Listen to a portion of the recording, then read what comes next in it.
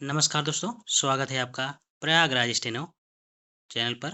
ध्यानपूर्वक लिखिएगा, अच्छे से आउटलाइन बनाइएगा। डिक्टेशन 5 सेकंड में शुरू होगी। Ready, start.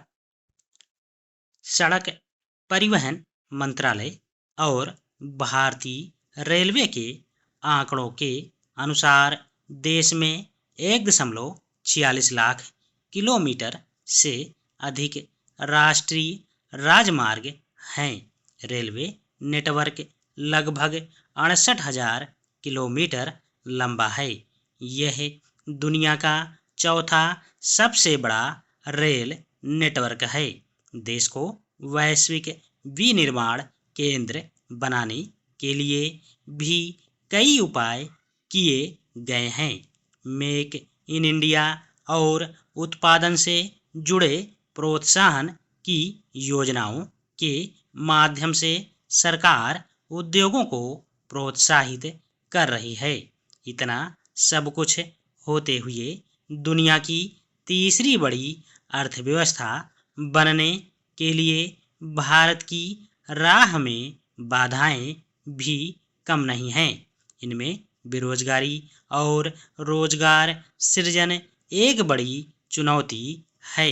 देश में हर वर्ष लगभग 1 से 1.5 करोड़ युवा रोजगार बाजार में प्रवेश करते हैं।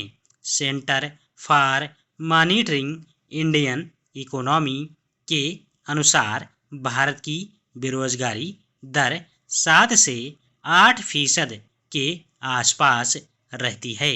अगर पर्याप्त रोजगार सृजन नहीं होता है तो एक बड़ी आर्थिक और सामाजिक चुनौती बन जाएगी। देश की लगभग 42% आबादी कृषि पर निर्भर है, लेकिन सकल घरेलू उत्पाद में कृषि का योगदान केवल 15-16% ही है।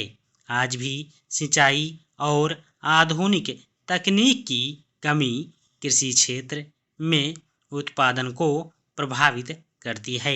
देश में आर्थिक विकास के बावजूद आय असमानता बढ़ रही है।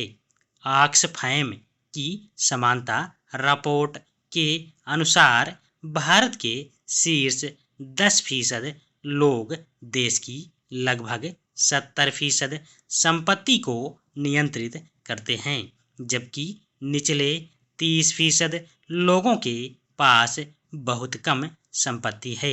यह असमानता भी सामाजिक और आर्थिक संतुलन के लिए बड़ी चुनौती बनती जा रही है। भारत में साक्षरता दर लगभग 77% है, जबकि उच्च शिक्षा में नामांकन दर करीब 28% है। कई उद्योगों का कहना है कि बड़ी संख्या में स्नातक युवाओं के पास आवश्यक कौशल की कमी है।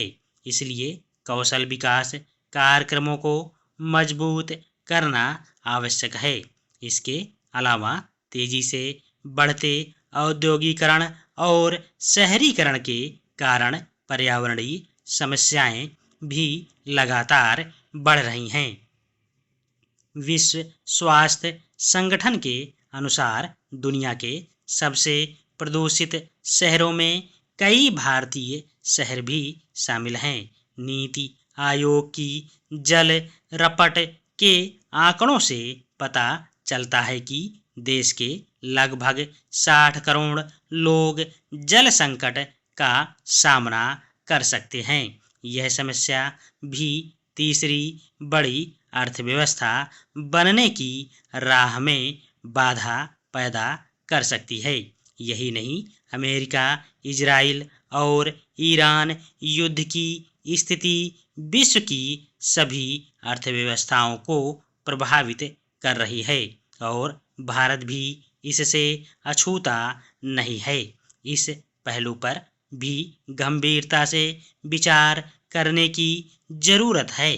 कुल मिलाकर देश को दुनिया की तीसरी सबसे बड़ी अर्थव्यवस्था बनाने के लिए शिक्षा और कौशल विकास में निवेश को बढ़ावा देना, विनिर्माण और निर्यात को प्रोत्साहित करना चाहिए। धन्यवाद।